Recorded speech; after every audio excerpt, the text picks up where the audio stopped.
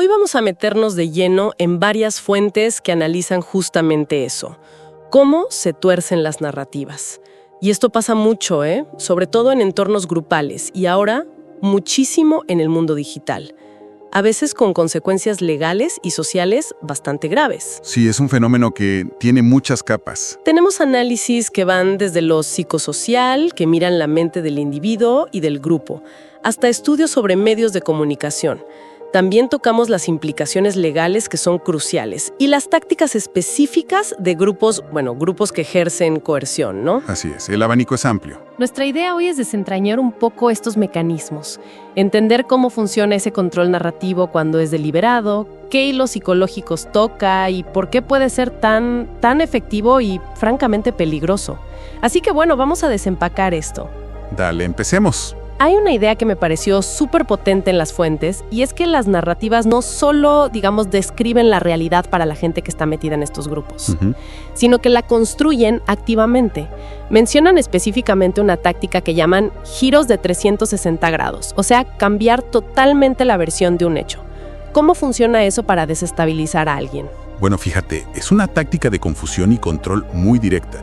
Imagínate que te dicen una cosa y luego de repente te dicen lo contrario con la misma seguridad. Claro. Eso, Primero, te hace dudar de tu propia percepción. Lo entendí mal, me estoy volviendo loca.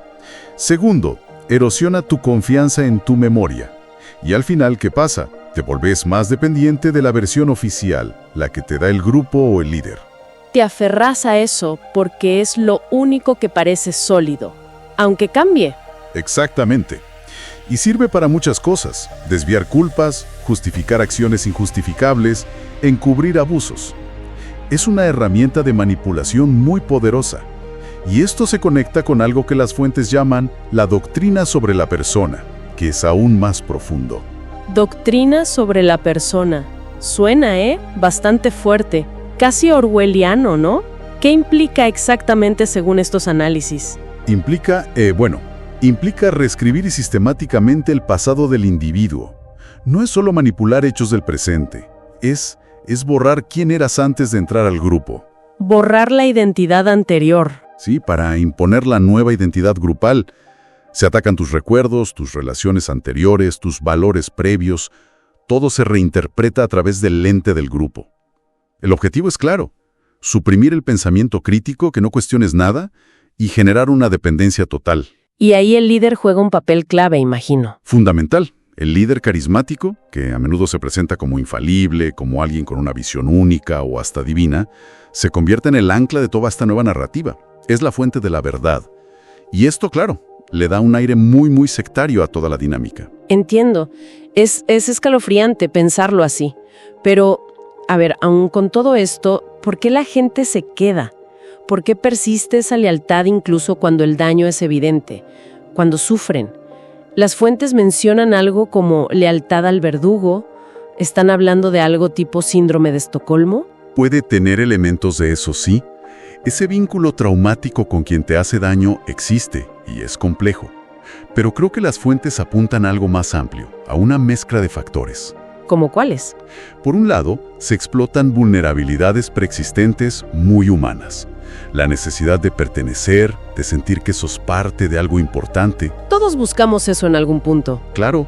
Y si venís de una historia de sentirte aislado, o tenés baja autoestima, inseguridades, un grupo que te ofrece pertenencia incondicional al principio parece la respuesta a todo. Aunque después el precio sea altísimo. Exacto.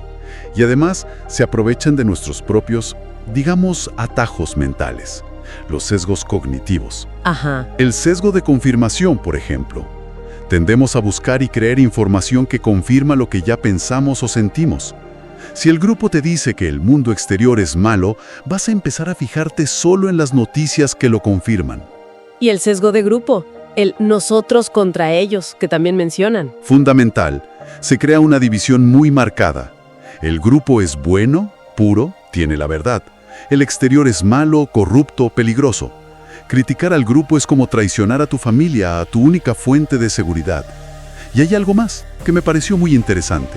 ¿Qué cosa? La manipulación de la empatía, especialmente la empatía cognitiva. Empatía cognitiva. ¿La capacidad de entender lo que siente el otro? Eso mismo. No necesariamente sentirlo vos, sino entenderlo intelectualmente. Los manipuladores a menudo son muy buenos en leer a la gente, en detectar sus puntos débiles, sus miedos, sus deseos, y usan esa información para controlar, para saber qué botones tocar.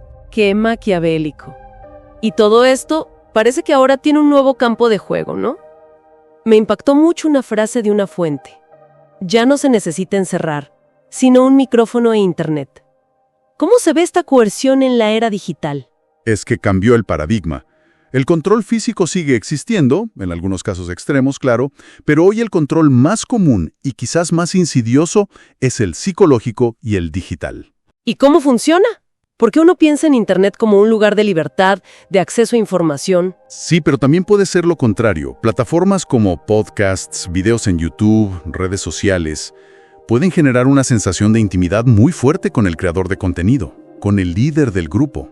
Como si lo conocieras personalmente. Exacto. Esa cercanía percibida, esa parasocialidad, fomenta la confianza ciega, y eso te vuelve más vulnerable a la manipulación. Además está el tema de las cámaras de eco y las burbujas de filtro.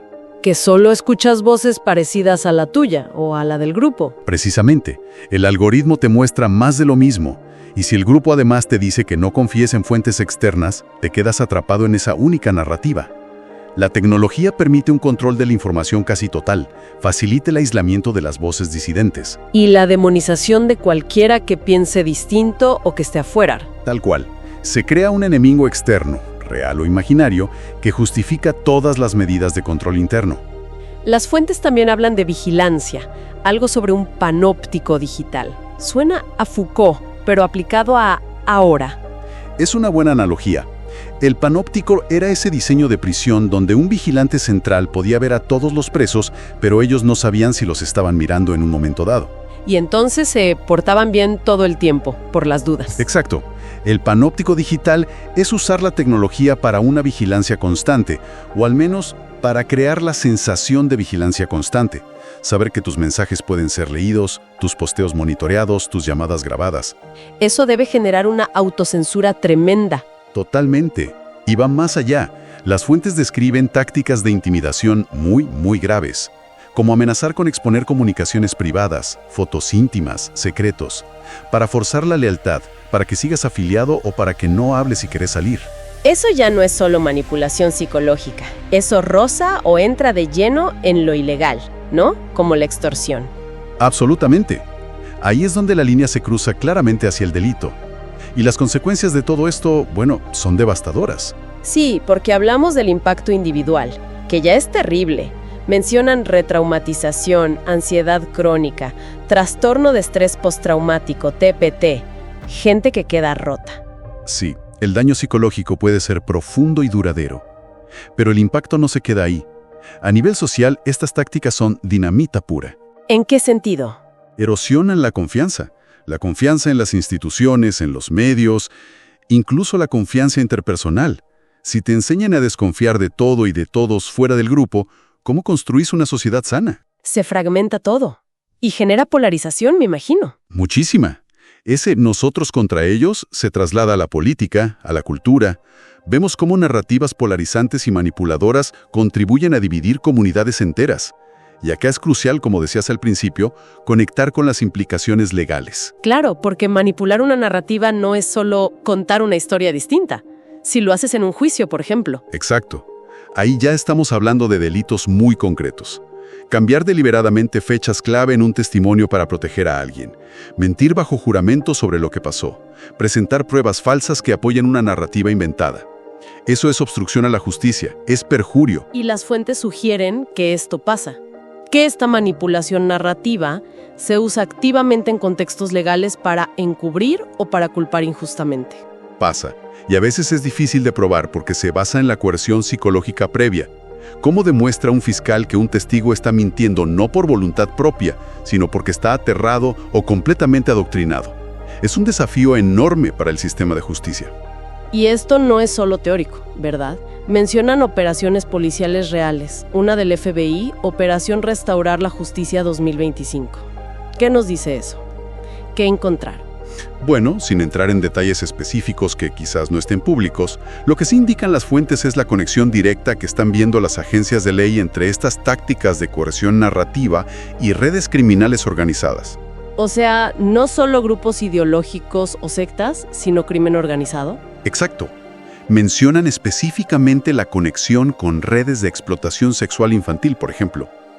Esto es muy grave, porque demuestra que este patrón de manipulación psicológica, de control narrativo coercitivo, no es algo aislado o limitado a ciertos grupos raros. Es un modus operandi, una herramienta que el crimen organizado está usando. Eso le da otra dimensión al problema. Totalmente. Muestra que las autoridades están empezando a reconocer la coerción psicológica no como algo secundario, sino como una herramienta central en la comisión de delitos muy serios. Y están tratando de combatirlo. Entonces, haciendo un resumen, queda clarísimo que el control narrativo es una forma de poder, una forma de coerción superpotente y muchas veces invisible. Invisible, pero con impactos muy tangibles. Exacto. Impactos psicológicos devastadores, sociales por la fragmentación y la desconfianza, y legales porque puede ser parte de actividades delictivas graves. No estamos hablando solo de mentiras o fake news. Es una estrategia para moldear la percepción, la identidad y, al final, la conducta de la gente. Y yo agregaría que la gran dificultad está en detectarlo. Es muy difícil ver la manipulación cuando apela a tus emociones más profundas, a tu necesidad de sentido, de pertenencia, o cuando viene de fuentes que parecen cercanas, auténticas, como ese youtuber que seguís o ese grupo que te acogió. Claro, la línea entre una historia personal genuina y una narrativa construida para manipular puede ser increíblemente fina, muy difícil de discernir a veces. Mucho. Requiere una alerta constante. Y eso nos deja, quizás, con una pregunta final para quienes nos escuchan. En este mundo saturado de información, de narrativas personales compartidas constantemente en redes, en podcasts, en todos lados, ¿cómo hacemos? ¿Cómo desarrollamos y mantenemos esa distancia crítica necesaria para evaluar lo que consumimos, para no caer en la manipulación emocional o ideológica que estos mecanismos tan bien saben promover? Es la pregunta del millón, ¿no? No hay respuesta fácil. No, para nada. Pero es algo sobre lo que definitivamente vale la pena reflexionar. Mucho.